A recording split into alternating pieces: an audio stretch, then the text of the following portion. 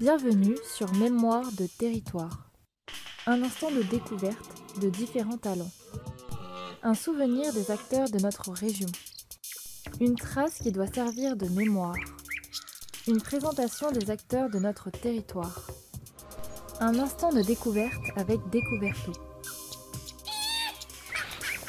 Bonjour Wally, bienvenue sur Mémoire de territoire, le podcast de l'association Découverto. Bonjour. Alors, on s'est rencontrés il y a quelques temps pour parler un peu de ta vie d'artiste.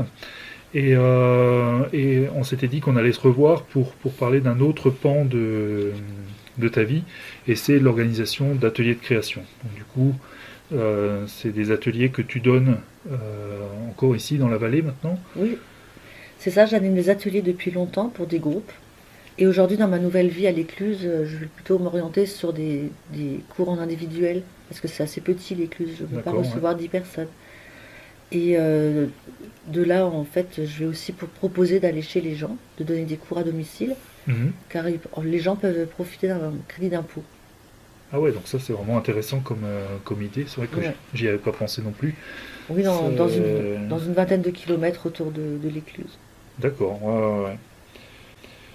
Et donc tu disais que tu animais des groupes depuis longtemps, donc du coup tu as vraiment une maîtrise de la pédagogie, tu sais enseigner en fait les arts plastiques, quoi. Oui, j'ai appris petit à petit. J'ai pas une formation d'enseignante, mais étant donné que j'ai commencé il y a plus de 20 ans maintenant à l'Université populaire de Saverne, où j'ai fait un peu mes classes pour aborder la transmission de ce que j'avais envie de partager.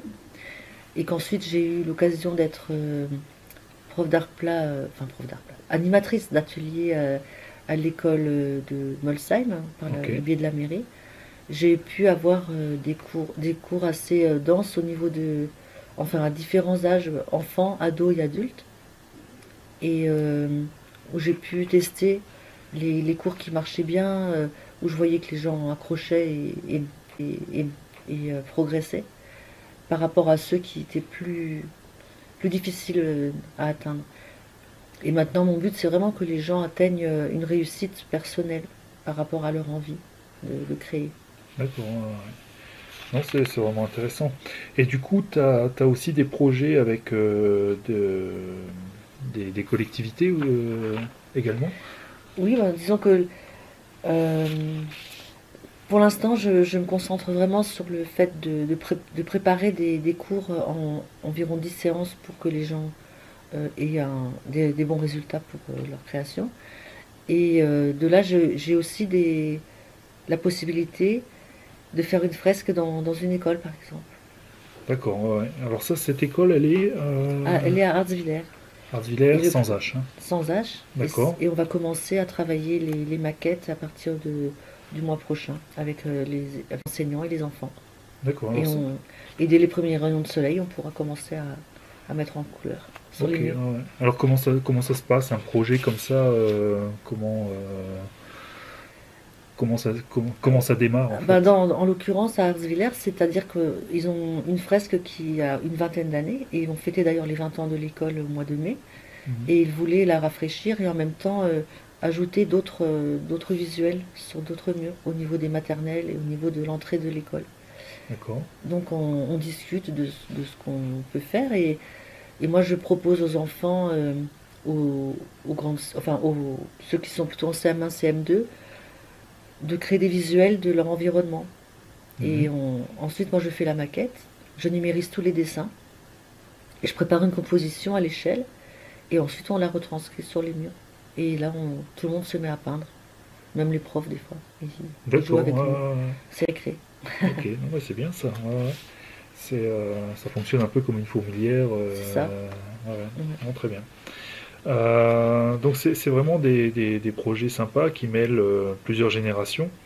Et du coup, ça se fait que avec des collectivités, ou tu fais ça aussi pour des particuliers? Oui, oui, moi je n'ai pas de frontières, c'est pour tout le monde.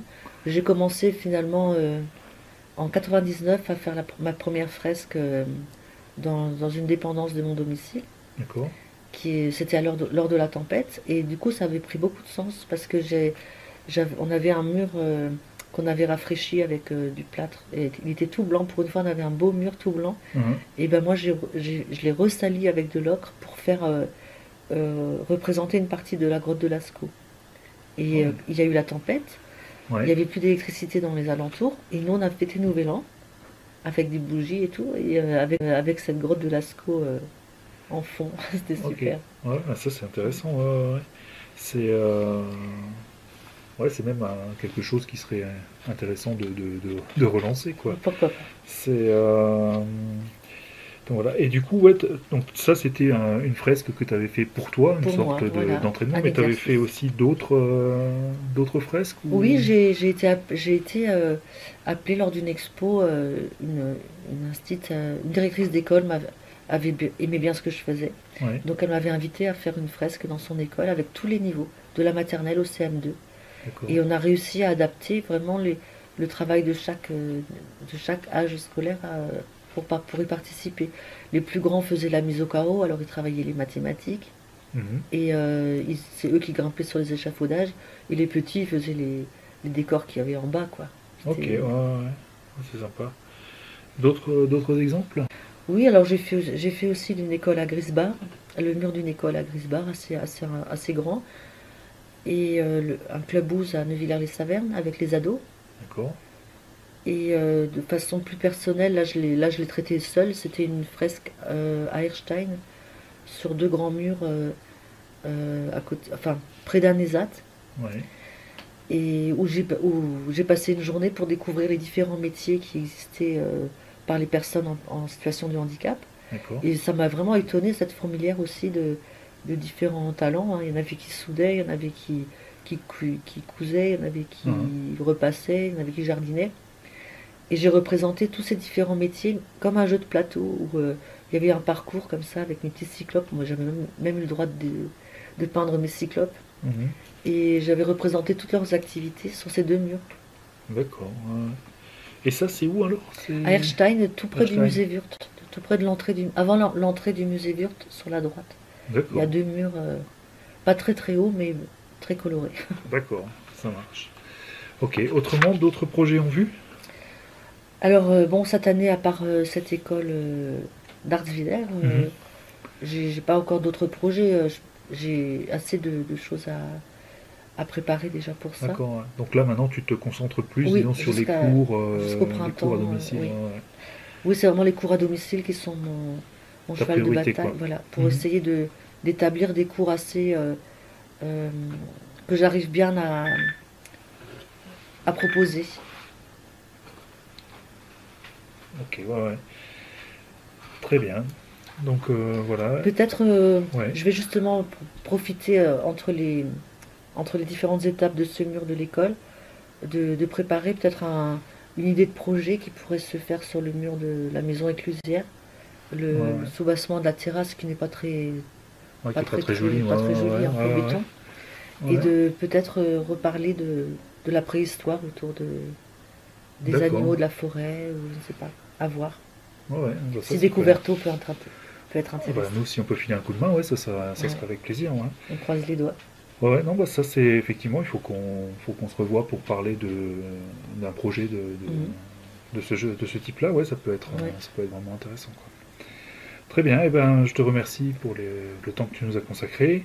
Et puis, de toute façon, on se reverra pour parler de ce nouveau projet à l'occasion. Merci à vous, Découverto. T'en prie. Un instant de découverte avec Découverto. Un instant de découverte de différents talents. Un souvenir des acteurs de notre région. Une trace qui doit servir de mémoire.